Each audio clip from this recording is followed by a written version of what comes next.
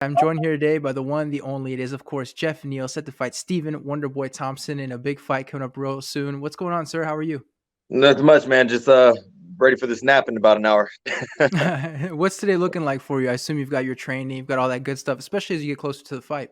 Yeah, I woke up this morning, did some strength and conditioning, and then later on I'm probably gonna go for a run or do something. I don't know what I'm gonna do yet. It's up in the air for me today. I think the big question people have though is how's the health for you? Because we know you had that big scare earlier in the year. Have you recovered from everything? Or you still have some things kind of lingering? No, I'm fully recovered. Right now I feel like I didn't even go through that. Like I really don't. I feel like I'm back in the shape I was before I got sick. So I'm good to go right now. And so what exactly happened there? Because it seemed like, well, we didn't really hear stuff from you. And then all of a sudden we're seeing all this stuff on social media and we're talking about, you might have almost died and all that stuff. Yeah. What exactly happened? Long story short, pretty much there was an unknown infection. Like the doctors still don't know what it was, but an infection got into my bloodstream, and that causes sepsis.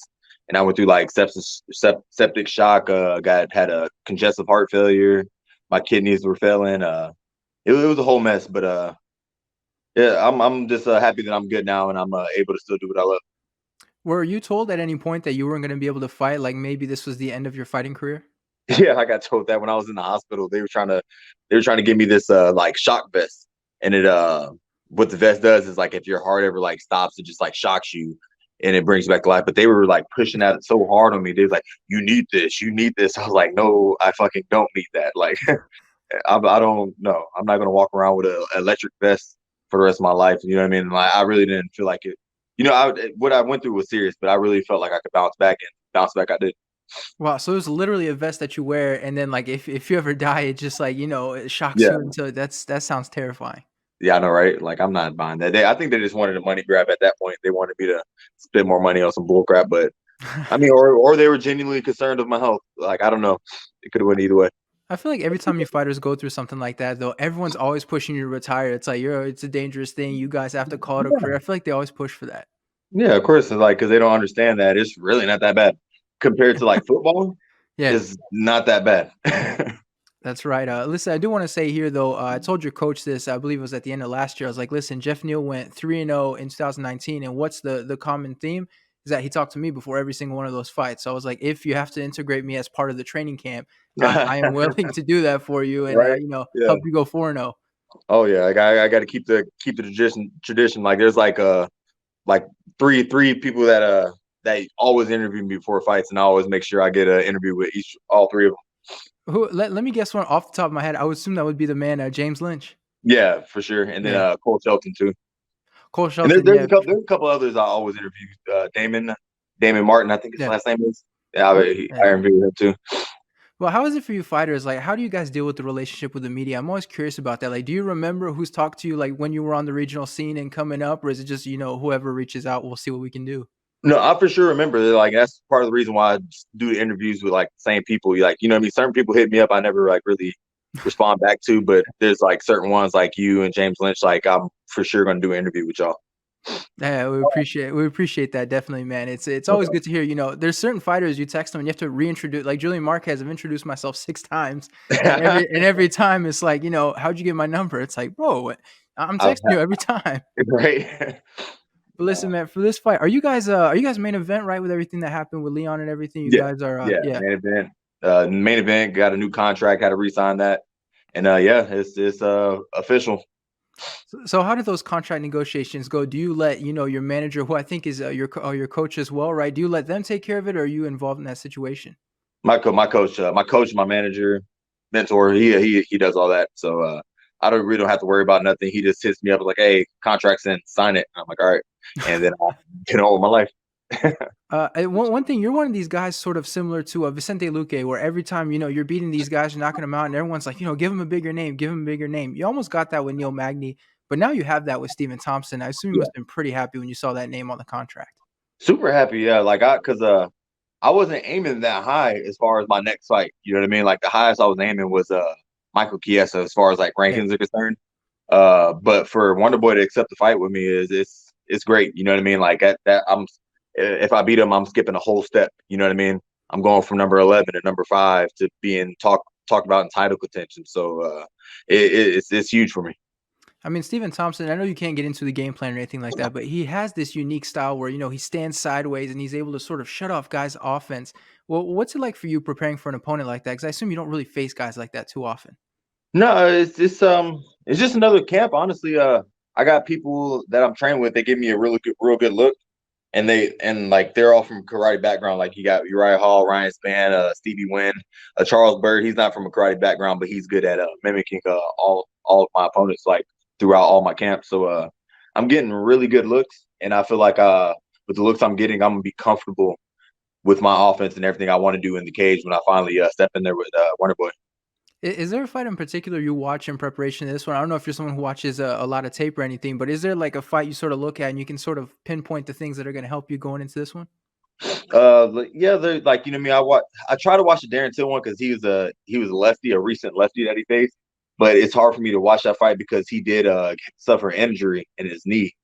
Right. So I don't know how much of his striking he really showed during that fight because of that injury. And then I watched the Vicente Luque. Like I always like to watch when they're at their best. You know what I mean? When he fought Vicente, he was really on fire. So he Yeah. let loose with a lot of things that he tends to do. But I have to ask, if you watched the fight with Darren Till, who did you have winning that one? Because I'll start there. I was on Twitter talking about home cooking, all that stuff. I feel like Stephen Yeah. Thompson had done enough. Who did you have winning that one? It was one of those fights where it's like real even. Yeah. Like if Warner Boy would have won, I'd have been like, okay. If you know what I mean, it was an either or fight. You know what I mean? It's one of those fights. Like if there's an argument that somebody else could have won, then there's probably like you know what I mean. Then somebody else could have won. So it was home cooking. Like if Wonder Boy wanted to win, he should have did more. But maybe the knee injury had something to do with why Wonder Boy didn't try to take it away from him. That makes sense. When you prepare for a fight like this, how much of a factor is the ground game? Because we see with Stephen Thompson, he's not really the kind of guy who's going to take you down or anything. It could be something that you incorporate as part of your game plan. But how does that factor in this camp at this point? I still train. We still train the ground.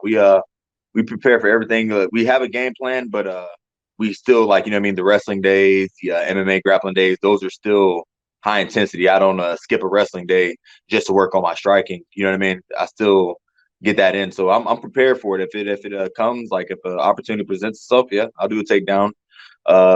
If he tries to take me down, I'll be ready for that too. So it's whatever at this point.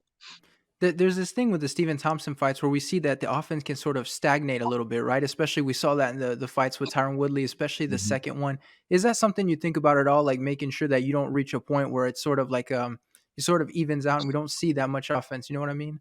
I get when I can't. I don't like something in my DNA doesn't let me do that. You know what I mean? I always Yeah. feel like some kind of pressure in the back of my head that I have to bring the fight. So if it's going to be up to him if that happens. I doubt he's going to do that. The reason why he was, I was watching some interviews, and I feel like the reason why he was like that with Woodley is because he was worried about getting taken down. Yeah. So he kind of backed off on his offense. But I seen when he fought Vicente, he didn't give a damn. Like you know what I mean? Like Yeah. he opened up because he wasn't worried about the takedown. You know what I mean? Maybe I get a takedown first round just to make him. I don't know. We'll see. But yeah, I just know that it's not going to be like that when we fight. He's not going to be worried about me taking him down. I'm not going to worry about him taking me down. So it's going to be a good fight from the first minute all the way to the last one. We saw your teammate Ramiz Brahimaj. He had that fight with Max Griffin. Went a little bit viral because his ear was practically coming out of his head. What was that like for you guys in the gym watching someone like that reach the UFC? And unfortunately, things didn't quite go his way in his first UFC fight. I was actually there in the corner for that Yeah, fight. Um, it's hard to watch. You know what I mean? Like you don't want to see like I mean he's a real good friend. I love Ramiz, and it's hard to see somebody take that kind of damage. But I was real proud of him because this is his UFC debut. He hasn't fought in 2 years, and his first fight in 2 years is a UFC debut against an opponent that has like 10 fights in the UFC. And the people yeah, that he's lost to were solid people. You know what I mean? Like it's not like he was just fighting somebody that was 0-1. He still went out there and he fought in a style that he's never fought before. He yeah. usually just goes for the takedown. He's literally sat there and stood up a dude the whole time and was landing shots. He was doing actually well. Besides the damage he took, if you take away the damage he took, he did well. He did real good for a UFC debut against a vet. I think people were surprised that he went more the boxing route. Everyone was expecting him taking him down, try to submit him. Was Yeah. that something that you guys had kind of planned, in the gym, or is that just kind of how things fell? No, the game plan was to take him down, but you know what I mean? Like everybody has a game plan, but when you get in there and you feel a certain thing, like Right. the takedown wasn't there. Like the way Max was moving, it was to avoid the takedown. Me and my coach knew that right off the jump once the round started, and Ramiz peeped the game too. He didn't go for the takedown because he seen the way Max was moving. Max was really trying to avoid the takedown, so it would have been stupid for Ramiz to go out there and just like, oh, I got to get the takedown, then gas himself out, and then end up being picked apart the second and third round. So he did the right thing. And so in this fight, you're set to take on Stephen Thompson, who is obviously an enormous step up from Mike Perry. Is it weird for you to go from two different sort of the stakes are different in these fights, right? Mike Perry, we know it's a super entertaining fight. He's in a weird Yeah. spot in his career right now. Now you're taking on Stephen Thompson, where if you win it, you're in that title conversation. How Mm-hmm. different is it the preparation, especially mentally, knowing that the stakes are that much different? Honestly, like every fight I've had in UFC has been the same stake. You know what I mean? Like I I'm trying to get to the belt. So from my first fight to my Mike Perry fight, it's always been like the same amount of pressure and like I have to win this fight. It's a must win. It's a must win. This fight's a must win. You know what I mean? It's nothing different from any other fight I've had. I've always had that. I have to win this fight. I have to win this fight. You know what I mean? Yeah, after I win this fight, it's gonna be it's gonna you know what I mean, things gonna be different, but it's at the end of the day, I have to win this fight. It's just another fight. And so people they always talk about the ring rust. I'm sure you've heard that a million times by now, Mhm. but is that something you're concerned about at all, or is it just as long as you're ready in the gym, you'll be ready in the cage? As long as yeah, exactly. Exactly. And if ring rust is a thing, he's been off for just about as much time as I have. So we'll both have a little ring rust. But I don't believe in that. But so you go out there, say you go out there and like, best case scenario, you go out there and you do kind of what Anthony Pettis did, right? Highlight reel KO. I mean, everybody's talking about it. What does that do for your career? I mean, do you just skyrocket straight to the title shot, or what kind of happens for your career? You do something like that. It put me in title contention for sure. Title shot after that, don't know. I might have to do one more fight in between that. But I mean, like I said, like depending on like if it's like some highlight real knockout and it's crazy and like it's getting all these shares on Twitter and Instagram and stuff, then yeah, you know what I mean.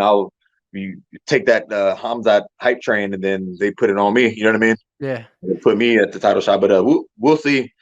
The goal is to just win. You know what I mean? I do want to get the knockout. I feel like that's the ideal situation. But I'm going against a vet. He's not somebody that you just should just assume you're going to knock out. I believe I will, but I'm not going to go on there and Right. underestimate him.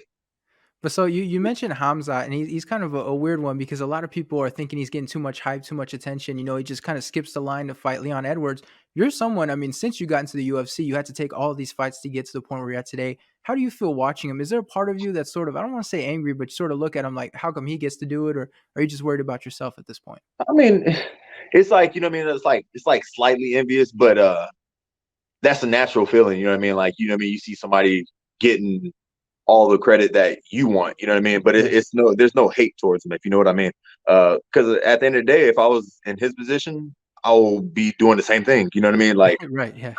I can't really hate on the man for playing the game how it's supposed to be played. You know what I mean? He found a way. People jumped on him, and he kept that train rolling. And he's and it's not like he's finishing fights. You know what I mean? So it more props to him. I don't like it, but I can't hate on it. With all that time off, though, what's your relationship like with the fans at this point? Are you still getting the same amount of attention on social media, or do you feel like the hype is still the same for when you come back, or are you feeling like there's been a little bit of a drop because you haven't been fighting, in 2020? I mean, the people that know, you know what I mean. The people that know me know me. Some of the like people that aren't really like super MMA fans are kind of getting hip to me, but I really don't look at too much of that. You know what I mean? I'm really more focused on what I got to do. I got to fight with the number 5 welterweight in the world, and he has a big name, so that's going to help me more than anything.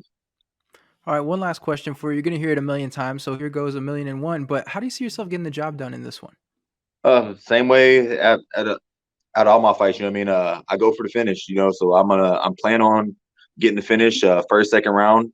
If not, then it's probably going to be a 5-round war, and I'm ready for either or. All right, well, we look forward to it. I know it's gonna be a great fight. I feel like you guys are gonna bring out the best in each other. Thank you for Oh the yeah, time, man. And I really appreciate it. no problem, brother.